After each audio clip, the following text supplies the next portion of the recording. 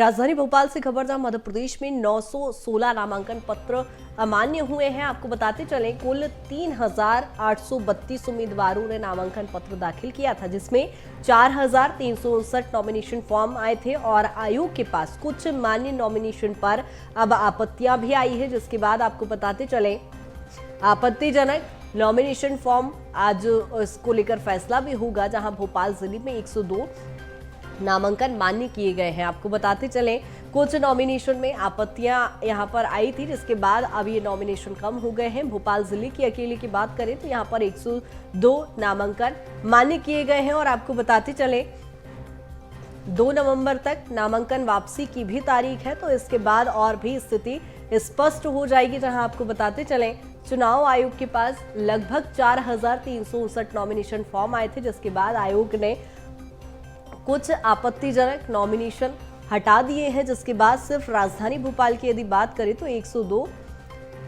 Nomination form बचे हुए हैं।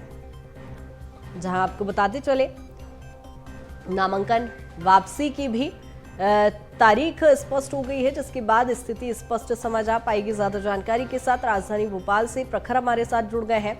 प्रखर, क्या कुछ जानकारी? लगातार हम देख रहे हैं सभी नॉमिनेशन दर्ज कर लिए गए हैं, दाखिल कर लिए गए हैं, इसके बाद नॉमिनेशन की वापसी की भी तारीख है। कितने नॉमिनेशन अभी तक भरे गए हैं?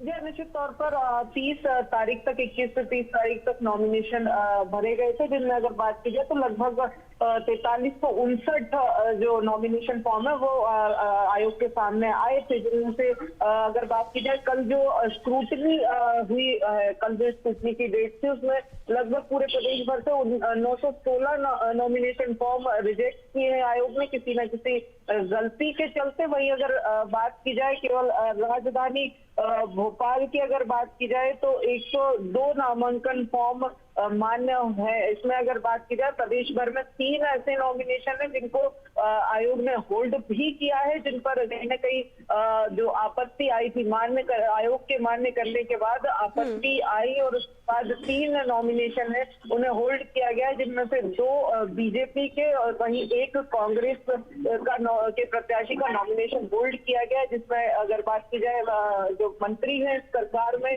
राहुल सिंह लोधी, वहीं पूर्व मंत्री की बात की जाए तो पूर्व मंत्री सुरेंद्र पटवा का नॉमिनेशन होल्ड है। वहीं पूर्व नेता प्रतिपक्ष अजय सिंह राहुल का जो नॉमिनेशन है वो कांग्रेस की तरफ से कांग्रेस का होल्ड किया गया है। देखिए अगर बात की जाए चुरहट से प्रत्याशी अजय सिंह राहुल, जिन पर जो बीजेपी और अन्य दलों अन्य के जो प्रत्याशी हैं उन्होंने उनके नॉमिनेशन में अपने अपराधों का ब्यौरा छुपाने का आरोप लगाया था, जिसके बाद ये होल्ड किया गया। वहीं राहुल लोधी की अगर बात की जाए तो राहुल लोधी के नॉमिनेशन फॉर्म में को अमान्य होल्ड करने के ऊपर जो आपत्ति आई थी उसके हिसाब से हाई कोर्ट में उनके विधायकी को शून्य कर दिया था, जिसके बाद सुप्रीम कोर्ट से स्टे लिया था, जिसके चलते आपत्ति आई और आयोग ने उसे भी होल्ड कर दिया।